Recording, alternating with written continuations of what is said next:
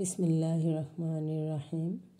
আসসালামু আলাইকুম প্রিয় দর্শক শ্রোতা ভাই ও বোনেরা, আশা করি সবাই ভালো আছেন। আলহামদুলিল্লাহ, আমিও ভালো আছি। আপনারা দেখছেন আঁধারে মিলবে আলো ইউটিউব চ্যানেল থেকে। তো চলুন আর বেশি বকবক না করে আজকের মূল আলোচনায় ফিরে যাই। আজকের আলোচনার বিষয় হলো হজরত হাজেরা আলাইহিস সালাম এর ঘটনা। বিবি হাজেরা হজরত ইব্রাহিম খলিলুল্লাহর সহধর্মিণী ও হজরত ইসমাইল আলাইহিস সালামের মাতা। হজরত ইসমাইল আলাইহিস সালাম যখন দুধের শিশু, তখন আল্লাহ তাআলার ইচ্ছা হলো তিনি হজরত ইসমাইলের সন্তান সন্ততি দিয়ে দিগন্ত বিস্তৃত মরুময় মক্কাভূমিকে জনবসতিতে পরিণত করবেন। তাই তিনি প্রিয় নবী হজরত ইব্রাহিম আলাইহিস সালামকে আদেশ করলেন বিবি হাজেরা ও শিশু ইসমাইলকে মক্কা নামক ভয়াবহ মরুপ্রান্তরে ছেড়ে আসতে।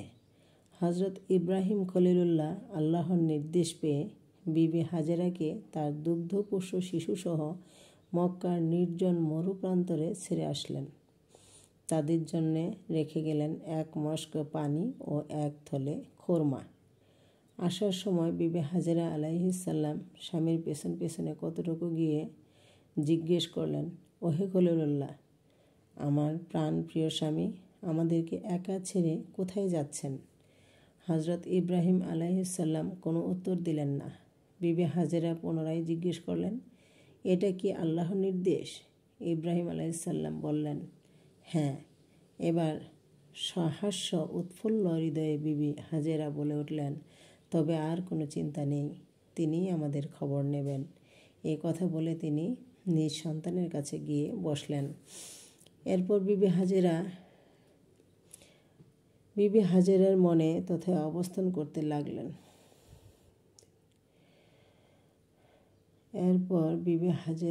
সেখানে অবস্থান করতে লাগলেন। যখন খোরমা ও পানি সবই শেষ হয়ে গেল, তখন বুকের দুধও শুকিয়ে গেল। উভয়ের ক্ষুধা ও পিপাসা চরমে পৌঁছাল। ক্ষুধা তৃষ্ণার তাড়নায় মরুভূমির উত্তাপে দুধের শিশু ছটফট করতে লাগল। মা ও ছেলে তৃষ্ণায় কাতর হয়ে পড়ল। পানির সন্ধানে বিবি হাজেরা দৌড়াদৌড়ি করতে লাগলেন। সাফা পাহাড়ের চূড়ায় উঠে চতুর্দিকে পানি তালাশ করলেন। কোথাও সামান্যতম পানিও দেখতে পেলেন না। সেখানে হতে নেমে মারোয়া পাহাড়ের দিকে ছুটলেন। পাহাড়ের ওপর উঠে চতুর্দিকে পানি তালাশ করলেন। কোথাও এক বিন্দু পানির সন্ধানও তিনি পেলেন না। উভয় পাহাড়ের মাঝের এলাকা ছিল নিচু। যতক্ষণ সমভূমিতে চলতেন, ততক্ষণ চাতক পাখির ন্যায় অপলক দৃষ্টিতে শিশু সন্তানের দিকে দৃষ্টি ঘুরিয়ে ঘুরিয়ে দেখতেন। কিন্তু যখন নিচু স্থানে অবতরণ করতেন, তখন আর ছেলেকে দেখতে পেতেন না। তাই তিনি ওই স্থানটুকু দ্রুত বেগে দৌড়ে অতিক্রম করতেন। এভাবে তিনি দৌড়ে দৌড়ে এক পাহাড় হতে অন্য পাহাড়ে উঠে কয়েকবার পানির সন্ধান করলেন। বর্তমানে উভয় পাহাড়ের মধ্যবর্তী নিম্ন সমতল ভূমিতে পরিণত হয়ে গেছে। বিবি হাজেরা এই দৌড়ানো আল্লাহ তাআলার নিকট এত পছন্দনীয় হলো যে তিনি হাজীদের জন্য উক্ত স্থানে দৌড়ানো ইবাদতে পরিণত করে দিলেন।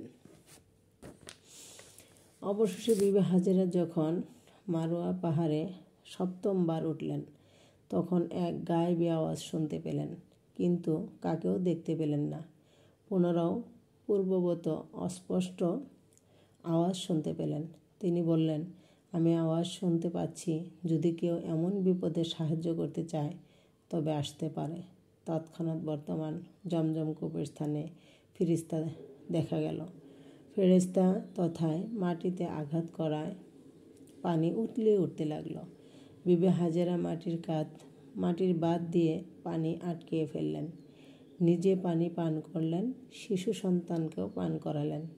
ফেরেশতা বললেন, আপনি চিন্তা করবেন না, এখানে আল্লাহর ঘর কাবা প্রতিষ্ঠিত হবে।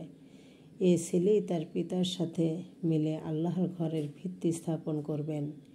এ ভয়াবহ মরু ময়দানে জনবসতিতে পরিণত হবে। আল্লাহর মেহেরবানিতে সকল কথাই অক্ষরে অক্ষরে বাস্তবায়িত হতে লাগল।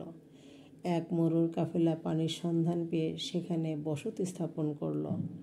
ইসমাইল আলাইহিস সালাম বড় হয়ে উঠলেন। যথাসময়ে হজরত ইসমাইল আলাইহিসসালাম এর বিবাহ সম্পন্ন হলো। আল্লাহর আদেশ পেয়ে হজরত ইব্রাহিম আলাইহিসসালাম সেখানে উপস্থিত হলেন। পিতা পুত্রের সাক্ষাৎ হলো। পিতা পুত্র মিলে কাবা ঘর পুনর্নির্মাণ করলেন। জমজমের পানি ওই সময় ছড়িয়ে পড়ে এবং পরে তা বাঁধ দিয়ে পানি আটকানো হয়। এক সময় এটাই কূপে পরিণত হয়। তো আজকের আলোচনা আর দীর্ঘায়িত না করে পরবর্তী ভিডিও দেখার আমন্ত্রণ জানিয়ে এখানেই শেষ করছি। পরিশেষে আপনাদের কাছে একটা অনুরোধ, যদি আমার এই প্রচেষ্টা আপনাদের সামান্যতম ভালো লাগে তাহলে প্লিজ একটা কমেন্ট, শেয়ার ও লাইক দিয়ে চ্যানেলটিকে সাবস্ক্রাইব করে আমার সাথেই থাকুন। আমাকে উৎসাহিত করুন, অনুপ্রাণিত করুন, আমার চ্যানেলটাকে এগিয়ে নিয়ে যেতে সাহায্য করুন। আপনারা সবাই ভালো থাকবেন, আমার জন্য দোয়া করবেন। আসসালামু আলাইকুম, জাযাকাল্লাহু খায়রান।